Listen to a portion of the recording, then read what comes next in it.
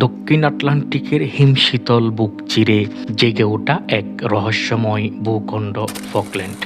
Spanish ভাষাভাষীদের কাছে যা আজও পরিচিত আইলাস মালবিনাস নামে। প্রায় 750-রও বেশি ছোট বড় দ্বীপের এই মেলা, যার চারপাশ ঘিরে রেখেছে উত্তাল সমুদ্রের অনন্তহীন গর্জন, এক নিঃসঙ্গ ও আদিম সৌন্দর্য বুকে নিয়ে যুগের পর যুগ ধরে দাঁড়িয়ে আছে এই দ্বীপপুঞ্জ। আর্জেন্টিনার উপকূল থেকে প্রায় 300 মাইল পূর্বে অবস্থিত এই দ্বীপের মোট আয়তন 12,173 বর্গ কিলোমিটার। মূল ভূখণ্ডটি বিভক্ত দুইটি প্রধান অংশে, পূর্ব ও পশ্চিম ফকল্যান্ড। এই বিশাল পাথুরে প্রান্তরে মানুষের কোলাহল বড্ড কম। মাত্র 3,700 এর বেশি মানুষের বাস এখানে।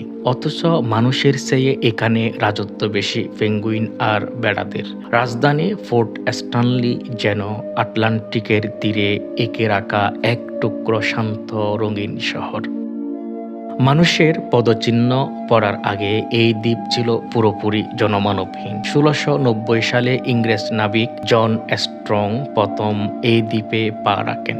এরপর অষ্টাদশ শতকে ফরাসি, ব্রিটিশ আর স্প্যানিশদের একের পর এক আগমন এই মাটির শান্ত বুক প্রথম অশান্তির বীজ বুনে দেয়। সময়ের হাত ধরে 1833 সালে ব্রিটেন এখানে তাদের স্থায়ী শাসন প্রতিষ্ঠা করে। কিন্তু আর্জেন্টিনার মন থেকে কখনোই মুছে যায়নি এই মাটির অধিকারের দাবি।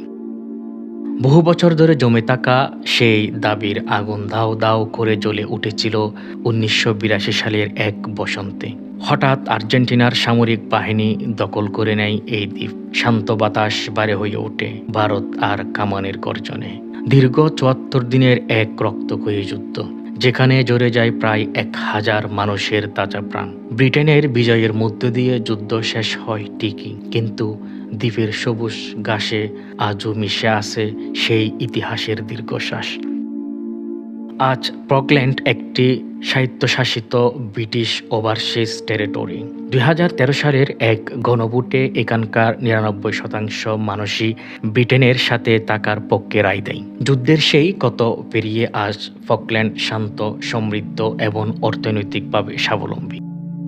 ইতিহাসের রক্তক্ষরণ, ভূগোলের নিঃসঙ্গতা আর প্রকৃতির রুদ্ররূপ বুকে নিয়ে দক্ষিণ আটলান্টিকের এই রূপালী সৈকত আজও এক চিরন্তন মহাকাব্যের মতো জেগে আছে। মানচিত্রের এক কোণে লুকিয়ে থাকা এক অনন্তহীন ইতিহাসের গল্প।